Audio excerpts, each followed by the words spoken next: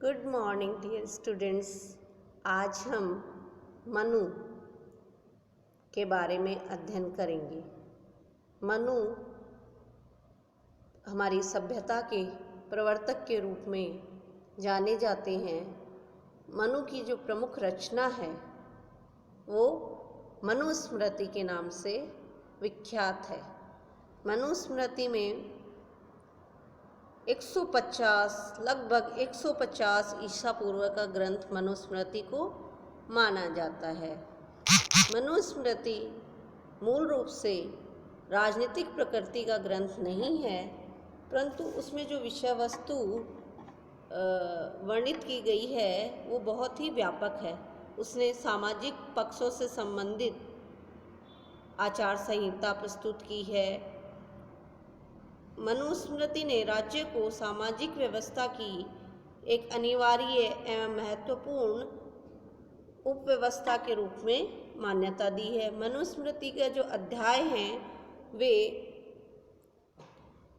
12 अध्याय हैं। पूरी की पूरी मनुस्मृति 12 अध्यायों में विभाजित है।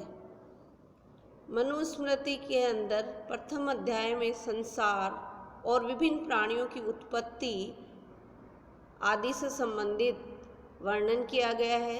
दूसरे में संस्कार विधि, ब्रह्मचर्य, व्रत विधि और गुरु के प्रति अभिवादन आदि की विधि वर्णित की गई है।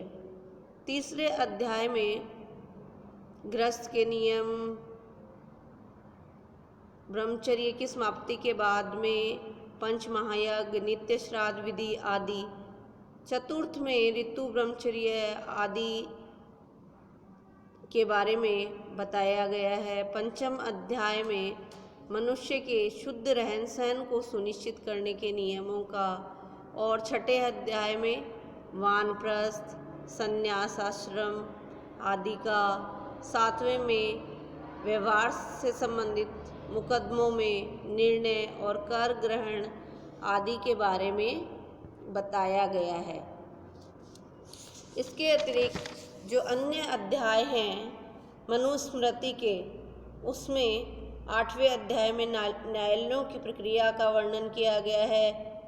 9वें में विधि और विधि के बारे में विस्तार से बताया गया है। इसके अतिरिक्त संपत्ति का विभाजन, अपराधों का निवारण आदि के बारे में वर्णन किया गया। 10वें अध्याय में विभिन्न जातियों की उत्पत्ति और आपत्ति काल में मनुष्य के कर्तव्यों का वर्णन किया गया है।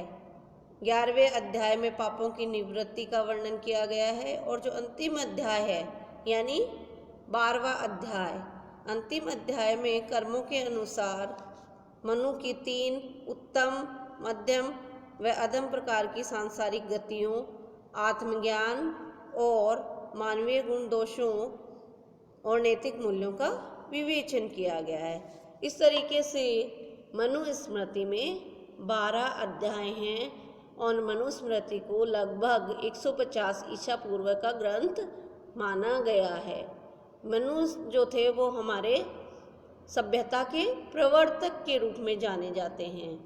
अब हम चर्चा करेंगे कि मनु ने राज्य या राजा की उत्पत्ति किस प्रकार बताई है। मनु ने कहा है कि राज्य या राजा की उत्पत्ति देवीय है। देवीय से क्या अभिप्राय? देवीय अर्थात उसकी रचना राजा ने की है। क्यों की है? ताकि प्रजा में जो असुरक्षा का भाव व्याप्त है, बलवानों के डर से प्रजा जो असुरक्षित है, उसकी रक्षा करने के लिए ईश्वर ने राजा की सृष्टि की है। यानी राजा और राज्य को मनु ने एक ही माना है, पर्यायवाची माना है, और उसकी जो रचना है वह देवीय या ईश्वरीय कृत है। तो मनु ने राज्य या राजा की उत्पत्ति का देवी सिद्धांत प्रस्तुत किया है। जो राज्य है उसके 7 अंग बताए हैं मनु ने।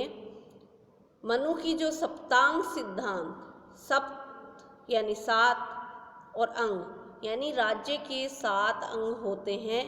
ऐसी थ्योरी मनुस्मृति में दी गई है।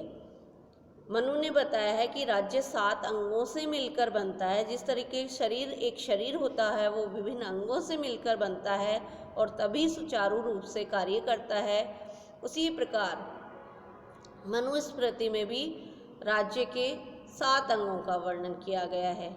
ये 7 अंग कौन कौन से हैं?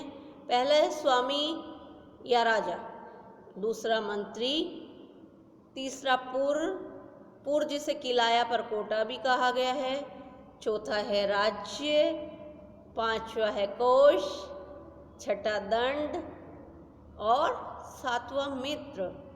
तो हम ये जो राज्य के 7 अंग बताए गए हैं उन पर एक एक पर चर्चा करेंगे। पहला है स्वामी यानी राजा। राजा को ही मनु ने स्वामी की संज्ञा दी है और कहा है कि जो भी राज्य में नैतिक गुणों और प्रशासनिक क्षमता और अपने कर्तव्यों के प्रति निष्ठा से युक्त राजा एक राज्य के लिए परम आवश्यक है। उसके बिना कोई भी राज्य नहीं चल सकता। एक राजा के माध्यम से ही, और राजा भी कैसा होना चाहिए? उच्च नैतिक गुणों से युक्त, कर्तव्य की भावना से युक्त, निष्ठा से युक्त ऐसा राजा ही राज्य को अच्छी तरीके से भली भांति पूर्वक चला सकता है। सप्तांग सिद्धांत के अंतर्गत जो दूसरा अंग है वो है मंत्री, कि राजा एक राज्य को चलाता है लेकिन वो अकेला नहीं चला सकता।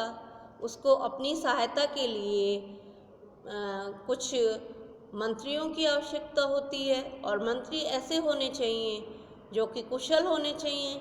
एक कुशल मंत्रिमंडल या मंत्रियों के माध्यम से ही एक राजा अपना कार्य सुचारू रूप से कर सकता है, राज्य को ढंग से चला सकता है।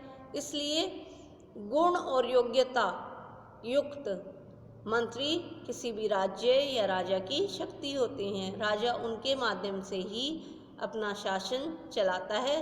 शासन राजा की कोई निजी शक्ति नहीं है, ये एक संस्थागत शक्ति है जिसका प्रयोग वह अपने मंत्रियों के माध्यम से करता है।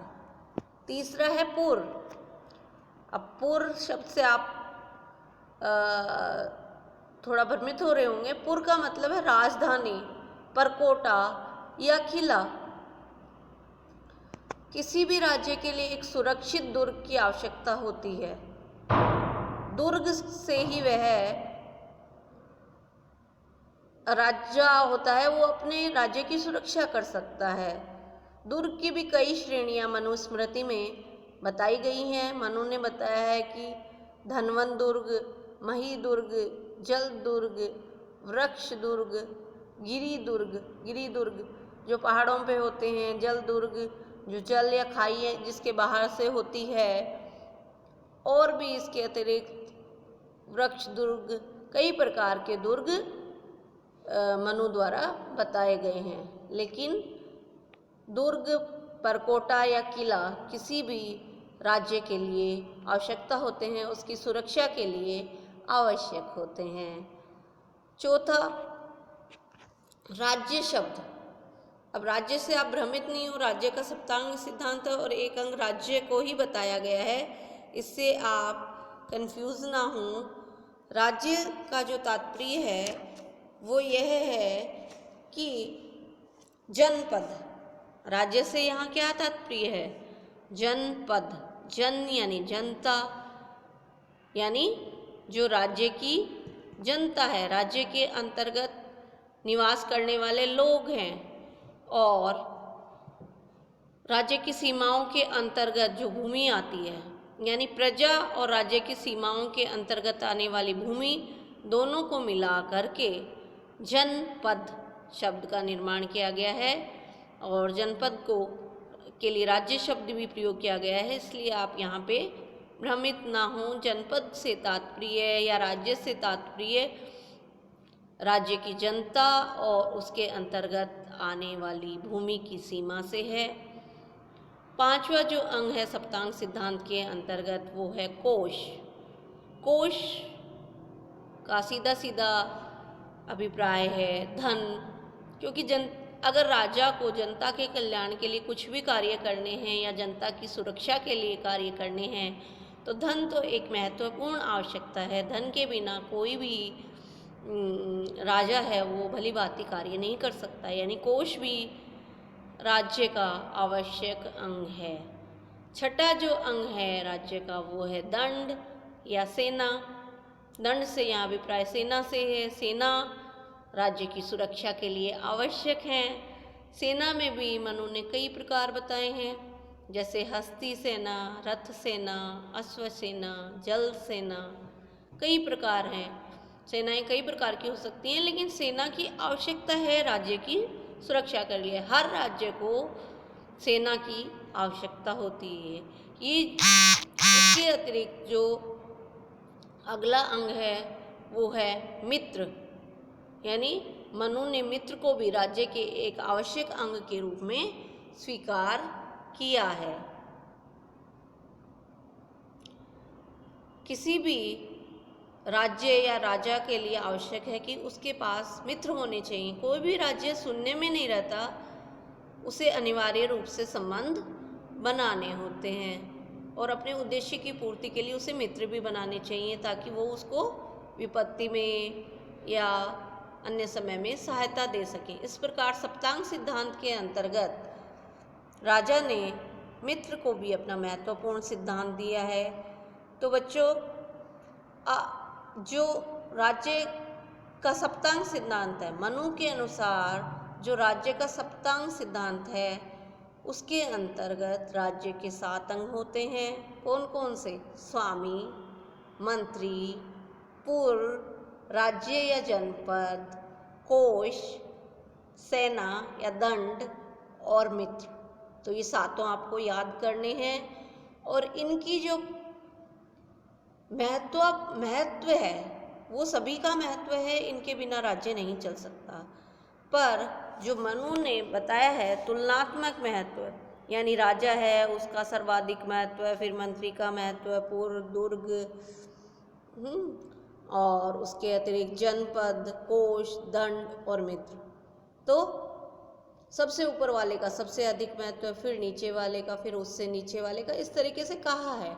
लेकिन कुल मिला के अगर देखा जाए तो राज्य इन 7 अंगों के बिना सही ढंग से कार्य नहीं कर सकता। यही है मनु की सप्तांग सिद्धांत, मनु का सप्तांग सिद्धांत या सप्तांग थ्योरी जिसको कहा जाता है। राज्य के बारे में मनु का जो राज्य का जो सप्तांग सिद्धांत है उसकी हमने विस्तृत विवेचना की। आज के लिए इतना ही। धन्यवाद।